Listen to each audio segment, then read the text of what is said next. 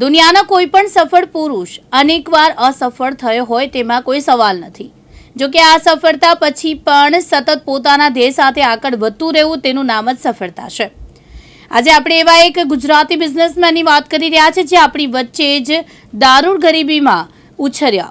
આ સુરતી બિઝનેસમેનના પિતા બસ કંડક્ટર એટલે કે પરિવારની સ્થિતિ કોઈ ખાસ સદ્ધર નહીં, પરંતુ કિસ્મતના ધસમસતા પ્રવાહ સામે તરીને પોતાની તકદીર લખનારા તેવા આ બિઝનેસમેન એટલે કે ડોક્ટર ફારૂક ગુલાબ પટેલ, જેમને સફળતાની કહાની આજે યુવાનો માટે પ્રેરણાદાયક છે.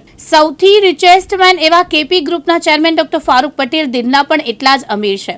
ડોક્ટર ફારૂકે પોતાના નવા ચાર્ટર પ્લેનમાં પહેલી યાત્રા દિવ્યાંગજનો અને વૃદ્ધાશ્રમના વૃદ્ધોને કરાવી અને પોતાની દિલેરીનું ઉદાહરણ પૂરું પાડ્યું.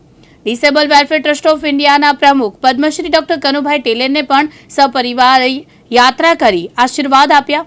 આ પહેલા પણ પોતાના પુત્રના લગ્નમાં 5 સ્ટાર હોટલમાં દિવ્યાંગો અને વૃદ્ધોને ભોજન ડોક્ટર ફારૂક પટેલ કરાવી ચૂક્યા છે. દિવ્યાંગો માટે ઝઘડિયામાં વિશ્વનું પહેલું વૃદ્ધાશ્રમ ડોક્ટર ફારૂક પટેલ બનાવી રહ્યા છે. આ બિઝનેસમેન અનેક સેવાકીય પ્રવૃત્તિ સાથે જોડાયેલા છે.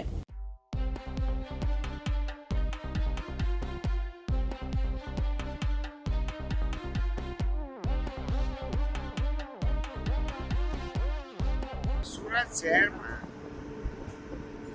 આટલા બધાના ફ્લાઇટ છે, હેલિકોપ્ટરો છે, પણ કોઈએ ક્યારે વિકલાંગો માટે ક્યારે લાવ્યા પછી કોઈ વિચાર કર્યો નથી. આ શહેરના પ્રથમ ધનાઢ્ય વ્યક્તિ ફારૂકભાઈ પટેલનું આજે આ હેલિકોપ્ટર આવ્યું છે.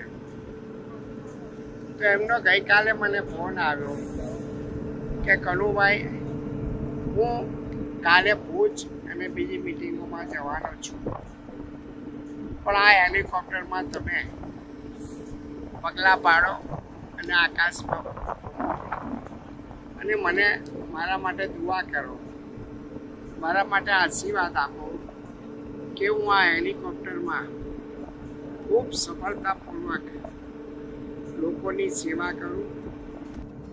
ફારૂકભાઈનું હેલિકોપ્ટર જોયું, દિલથી ખુશ થઈ ગયો કે આ દીકરો સાચા અર્થમાં મુકદ્દર કા સિકંદર ભગવાનની કૃપાથી બન્યો છે. ભગવાન આવા ફારૂકભાઈને ખૂબ હિંમત આપે, ખૂબ શક્તિ આપે એવી દુઆ સલામ હું કરું છું. અને ભગવાન કૃષ્ણને હું પ્રાર્થના કરું કે ફારૂકભાઈ એમના જીવનમાં ખૂબ આગળ આવે એવી એક બાપ તરીકે મારી હાર્દિક શુભકામના અને શુભેચ્છા પાઠવું છું.